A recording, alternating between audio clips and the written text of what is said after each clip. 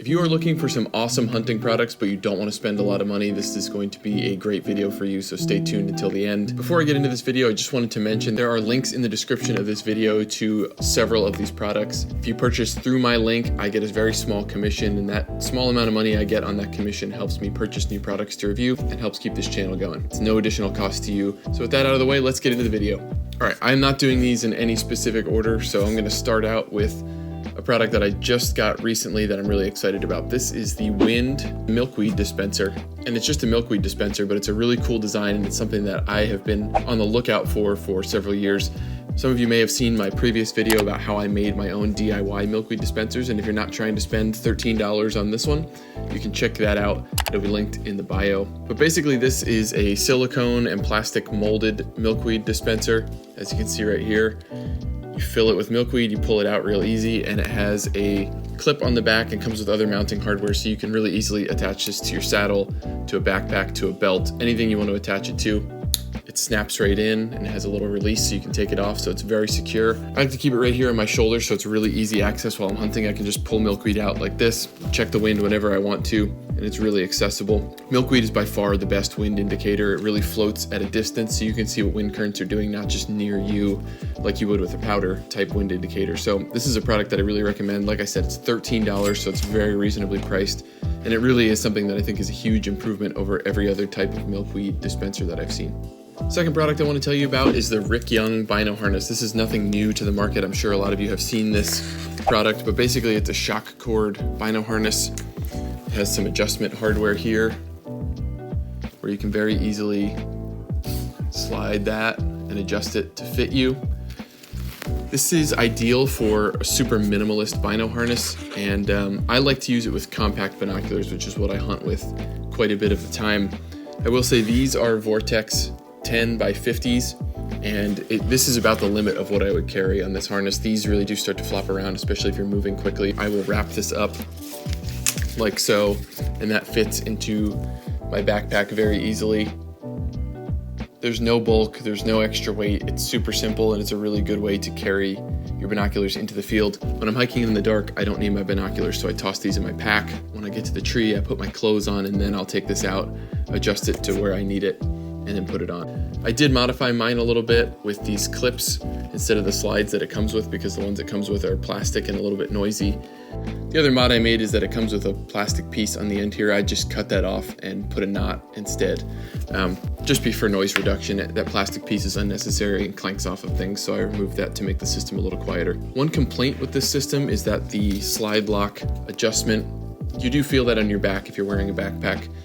Tethrd did just come out with a new design that doesn't use a plastic piece but uses a type of knot or a lacing system that keeps it in place, so I'm curious to check that one out and see how that compares to the Rick Young, but for now I'm going to continue using this product, and I do recommend it. This Rick Young harness is about $25 if you're interested. They're available on Amazon or from the website directly. Several other people also sell them, but it's a really great product. All right, the next product up is one that I've used for probably 6 or 7 years, and that is the First Lite Tag Cuff Beanie. There's nothing flashy or not much to discuss here, but this is a merino wool beanie that is just absolutely my favorite beanie. As you can see, this one's got a little bit of wear on it from several years of use, but I've got one of these in 4 or 5 different colors. I wear them around town, I wear them hiking, I wear them when I'm walking the dog in the winter, and I wear them hunting.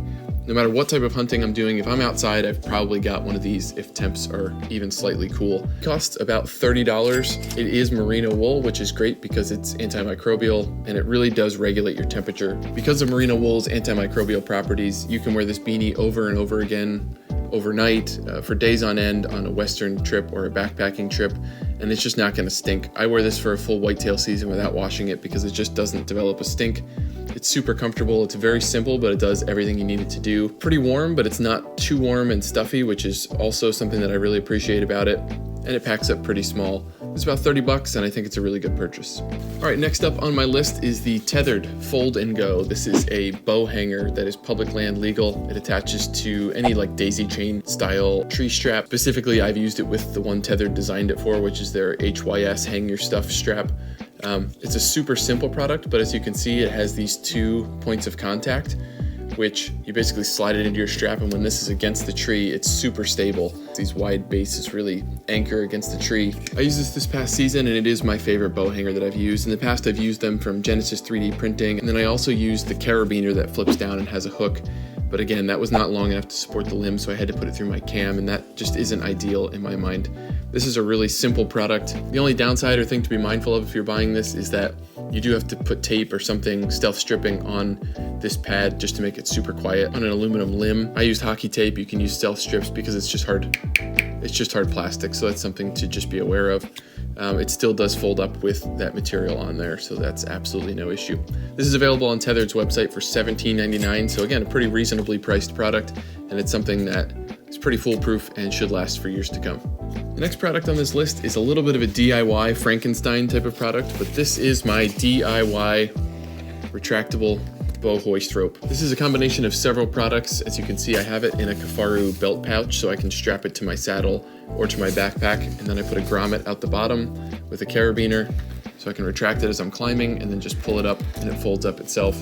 I've used this for I think 4 seasons now, at least 3, and it's worked incredibly well. I think I bought this dog leash for about $4.99, but it's available on Amazon for $15.99. Basically all you do is cut the handle off, and then I covered mine in hockey tape just so it's a little quieter.